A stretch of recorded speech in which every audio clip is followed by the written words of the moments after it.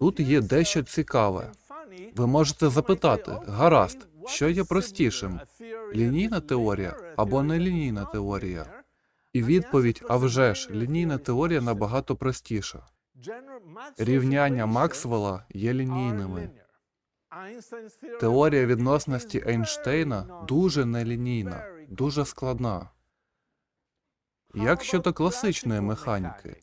Класична механіка лінійна чи нелінійна? Як ви думаєте? Не можу почути. Лінійна. Добре. Ви можете думати, що вона є лінійною, бо виглядає простою. Але це не так. Насправді, вона є дуже нелінійною. Ісаак Ньютон міг вирішити проблему взаємодії двох тіл, але він не міг вирішити проблему взаємодії трьох тіл.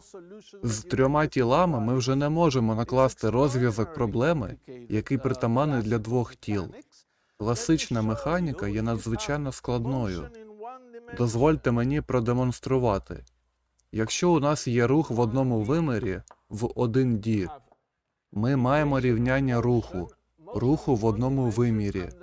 І є потенціал v від x, який є незалежним від часу.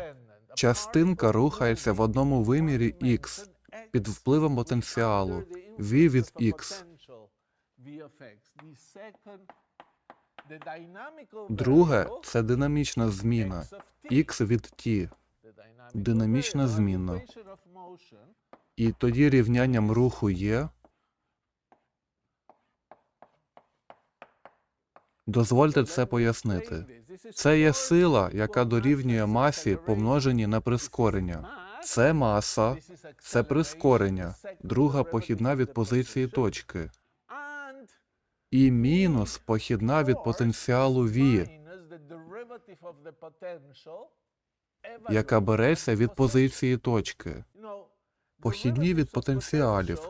Якщо ми розглянемо потенціал, похідна від потенціалу є позитивною.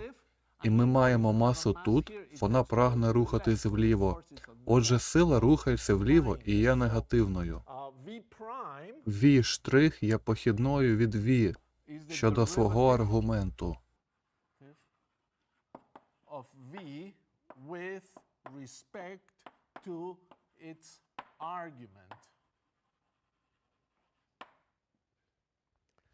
І головною проблемою є те, що взяття похідною є лінійною операцією.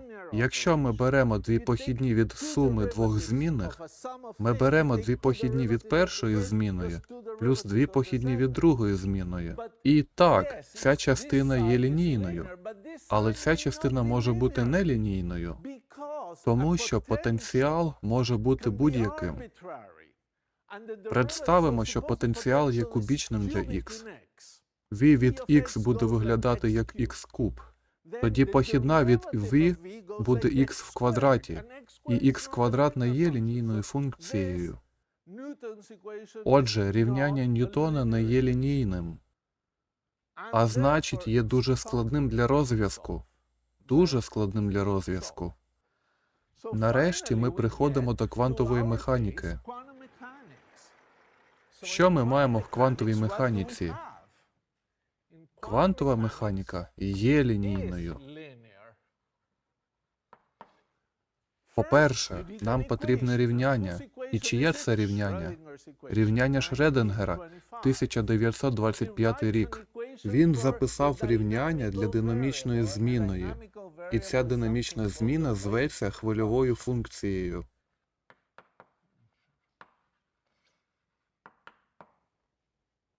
Ця хвильова функція може залежати від t, залежати від часу, а також вона може залежати від інших речей. І вона пояснює динамічність квантової системи як таку, що змінюється у часі. Це хвильова функція, і у нас є рівняння для цієї хвильової функції. І що це за рівняння для хвильової функції? Це універсальне рівняння. I, з рискою, часткова похідна за часом від псай, дорівнює h великий капелюшок від псай, де h великий капелюшок зветься гамільтоніан. І це лінійний оператор. Це причина, чому я мав трохи пояснити, що таке лінійний оператор. Це загальна структура рівняння Шредингера. Похідна за часом і лінійний оператор. Якщо ви бажаєте записати рівняння Шредингера як L псай дорівнює нулю, тоді L псай визначатиметься як IH з рискою ddt від псай мінус h великий капелюшок псай. Тоді це буде рівнянням Шредингера. Це рівняння Шредингера. І, як ми можемо бачити, це лінійне рівняння. Ви можете перевірити, що L є лінійним оператором. Тому ми можемо бачити, що ця частина теж є лінійною, тому що ми робимо це іншим чином, тому що похідна від часу є лінійним оператором. Якщо у нас є ddt від числа, помноженого на функцію, число зникає, і ми диференціюємо функцію. ddt від суми двох функцій, ми диференціюємо першу, ми диференціюємо другу. Отже, ця частина є лінійною, h велике, як ми сказали раніше, теж лінійне, і L є лінійною, і рівняння Шредингера має бути лінійним рівнянням. І тому ми можемо мати велику перевагу, що якщо у нас є розв'язки, ми можемо додавати їх, комбінувати в суперпозиції і знаходити нові розв'язки. В такому випадку це просто дивовижно, що квантова механіка простіша за класичну механіку. І насправді, протягом цього семестру ми побачимо, як математика і речі, які ми будемо робити, є набагато простішими в квантовій механіці, або ж більш елегантними, більш красивими, більш когерентними. І це просто чудово. I є квадратним коренем від -1. Це уявна одиниця. І тому нам необхідно поговорити про важливість комплексних чисел. H з рискою, звісно, є числом. Це було знайдено в квантовій механіці дуже давно. Це зветься сталою Планка і з'явилось, коли Макс Планк намагався з'ясувати спектр чорного тіла. І він зрозумів, що необхідно додати туди константу. А пізніше Ейнштейн виявив, що це було необхідним. Отже так, це число. Для будь-якої фізичної системи буде існувати хвильова функція, і в нас буде гамільтоніан, який необхідно буде винайти або створити.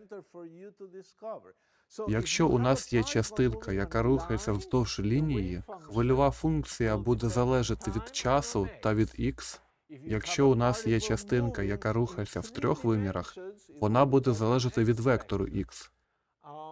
Звісно, вона може залежати і від інших речей. Або ж, наприклад, частинка буде мати декілька хвильових функцій. І це буде відбуватися, коли частинка буде мати спін. В загальному випадку завжди буде присутній час, іноді позиція частинки. Можуть виникати випадки, коли хвильова функція не залежить від позиції. Ми можемо представити електрон в певній точці, і він буде зафіксований. Ми закріпили його там, отже, ми розуміємо, що електрон статично знаходиться у просторі, і позиція не є обов'язкова. Але спін обов'язковий. Тоді нам треба більше, ніж одна хвильова функція. Одна пояснюватиме спін вгору, інша пояснюватиме спін вниз. І це було дуже цікаво, що Шредингер записав своє рівняння, і коли його запитали, що таке хвильова функція, він сказав, «Я не знаю». Немає фізичного пояснення хвильової функції. Це було очевидно для людей, які винайшли квантову механіку. Знадобилось декілька місяців, після чого Макс Борн сказав, що хвильова функція пов'язана з вірогідностями, про що ми будемо говорити далі. Отже, наш наступний пункт – це необхідність комплексних чисел в квантовій механіці.